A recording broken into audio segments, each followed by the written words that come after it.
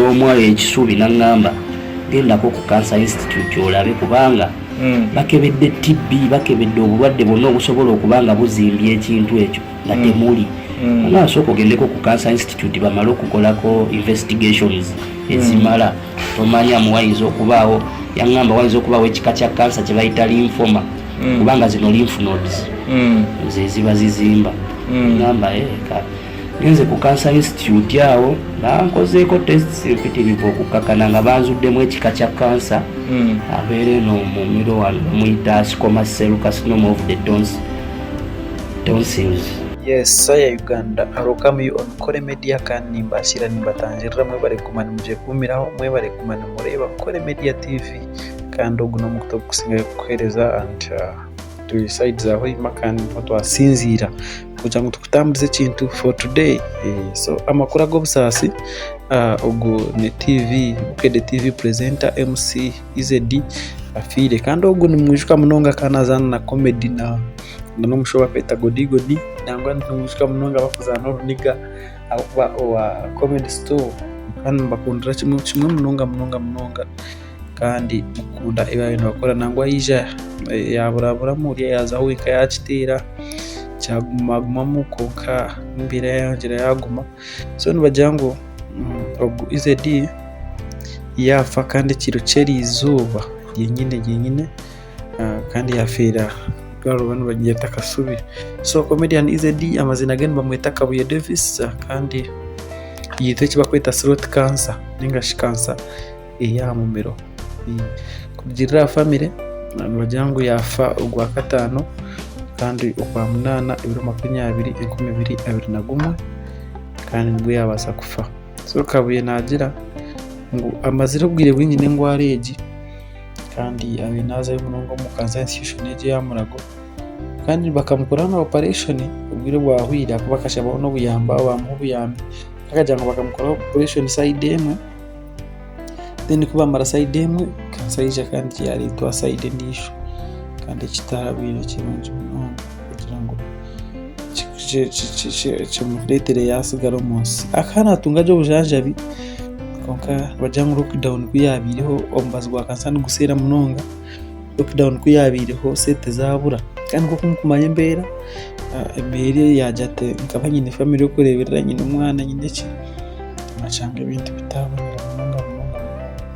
So ikintu kikanaka kandi abenayitaga surgery y'amani najyango akagamba bakashaba ubuyambi bashaba kandi contributingire biru ya $250,000 kandi abena nakoza Kenya kumaririza ubushanjabi. So no mushiro abajyo amani nko kigwire bambe kikamukubata. So enseje mbwini yegumire abakumurana n'abantu bareba nashimiza abantu bakumureba mu comedize bahora mbwini batarije turatwafegwa kuba bena tuzaniraje munonga. So yafa kandi atakagire Kenya cyangwa bamutereze. So kandi ni famous munonga comedy store. So ikintu nashitera munonga comedy store kandi nabukede TV yasiga abana babiri n'umukazi kandi umwana umwe n'umukazi ndijo den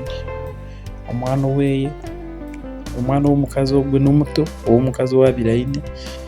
kandi umukazi twamubona ramunonga kandi afira mu igwaro nsambya kandi yafariho bodyguard n'umukazi w'ibonka kandi bamwikiriza bamutomotoka bavuga bamureta. So noreba ngo n'imbere yo gusasa munonga mu Uganda mwe bari munonga kwikumira Kore Media ni wareba story y'igishyaringa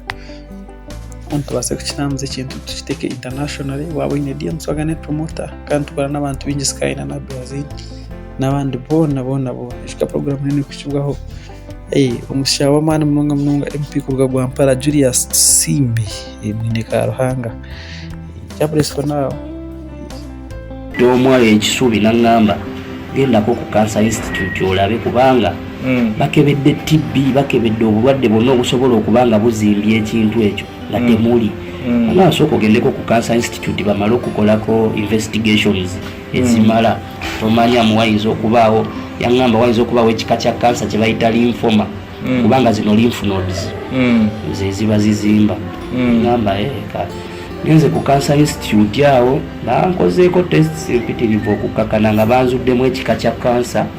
abeere eno mumiro wano muyita squamous cell carcinoma of the tonsils.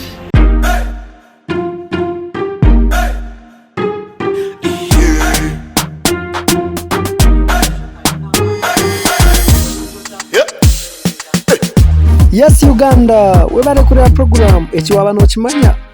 niyo sha just chiringa kikwasaganya yamuswagane promoter the number 1 kulukuta selector kulukuta ningale kale